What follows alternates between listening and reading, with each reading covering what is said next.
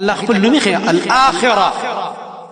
دنیا دا د دنیا کې معنا د دنو د نزدېوالي پرته ده چې ډیره نږدې ختمېدون کې د دنیا ته دنیا ولې وای ځکه ډیره نږدې ختمېدون کې دا ډیر نږدې ته ماو ته رواني دا خو ډیره نږدې ختمېږي خو ماو ته ډیر نږدې رواني دا بعض خلک سادهګانی